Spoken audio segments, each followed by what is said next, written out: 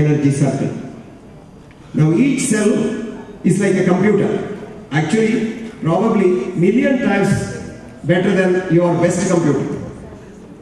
And this has a hardware, which is a cell structure that we see, but a software which is the energy from the universe is tapped by the software and runs the hardware. Get the point now? I don't want to go into the subtleties, it's very difficult to understand. Now, normally, the sun's energy, you get it. That's why I tell all of you, even the Caucasian races here, sit in the sun for at least half an hour a day. You don't get cancer of the skin, don't worry. It's all a myth to sell sunscreens.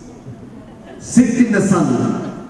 Actually, Niels Jensen in 1903 got a Nobel Prize in medicine for showing that if you sit in the sun with the TB, your TB improves. Nobel Prize.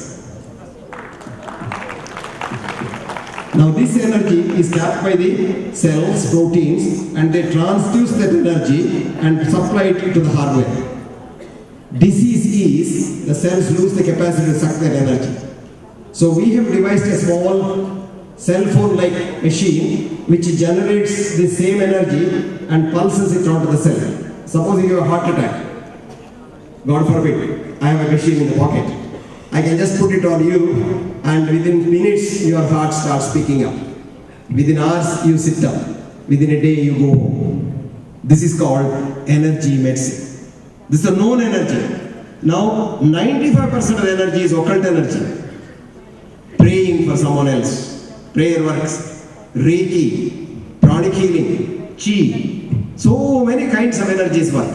But the one who does that must be authentic. There are so many charlatans who spoil the name of these good practices. So friends, wellness can be maintained very easily. Wellness is not difficult at all. Only thing is, you have to avoid all the poisons that tempt you, surround you, entice you through the media. The morning you get up, it says, oh, this is a very good toothpaste. What's a toothpaste? It's just soap. Last year, the best teeth award in India went to a Gurgaon farmer who has not seen toothpaste at all. He used to use neem stick for cleaning his teeth. When I was a child in our village, we used to use mango leaves for cleaning the teeth and the skeleton of the leaf for cleaning your tongue. Natural. So, we must get back to nature. What does nature do? It has a balance. It's a beautiful balance. Let us not have artificial things. That's everywhere. For example, you go to the Middle East, they have the white dress. Why? It sucks that energy, sun's energy, and puts it back. It's very healthy for them. Supposing I put on that dress and walk here, you go to Europe, you require a three-piece suit. Very comfortable, because there's so much cold, you don't want to. But if I put a three-piece suit here, I will suffer because I'll be sweating so much inside. By the evening I am sapped, my energy is completely out. You require, do you know what kind of, here, we have done some work on energy. And mundu. Like a sari, you know, you have seen in Madras, for those of you who come here, you see, go out and see, they have a lungi and a shirt. Very good for health.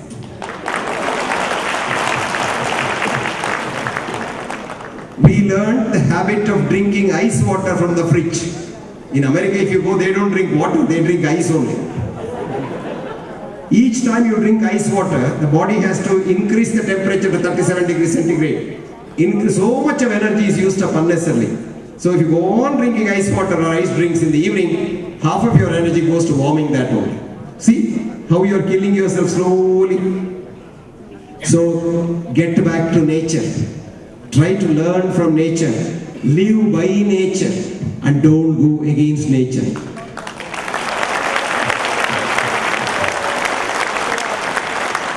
There was a great thinker in this part of India who became the first Governor General of India. His name is late Chakravarti Rajagopalachari.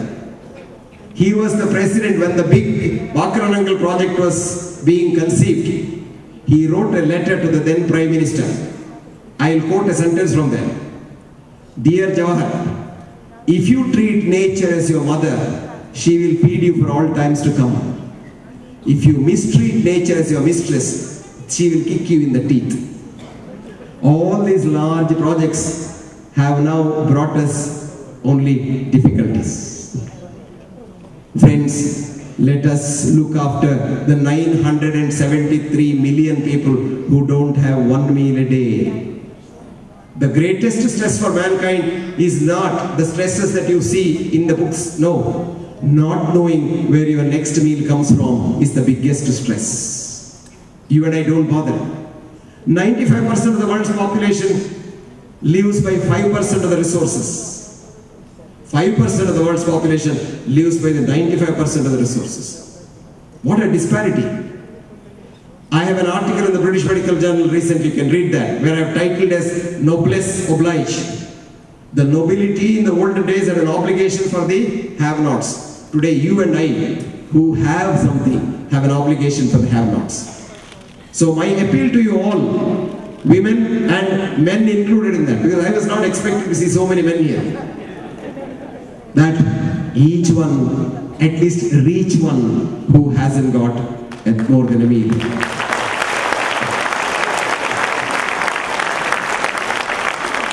Let us not just depend on the government for feeding us. It's impossible.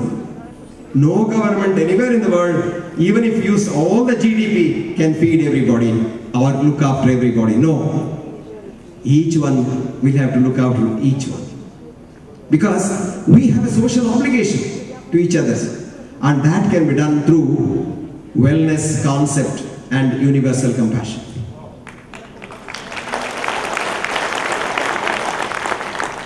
Suffice it to say, how much I enjoyed interacting with you. Probably I confused you a bit, but that was the idea.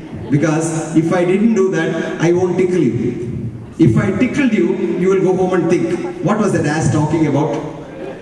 Then some new thought comes in your mind, and that's what I want to generate in you.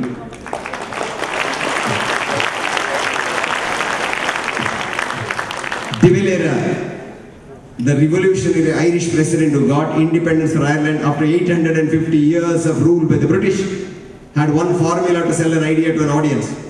He told them, you tell the audience what you're going to tell them, then tell them, and then tell them what you told them. So in the beginning I told you what I was going to tell you, then I have been telling you, now I'll tell you what I told you. The future of this world is in your hands.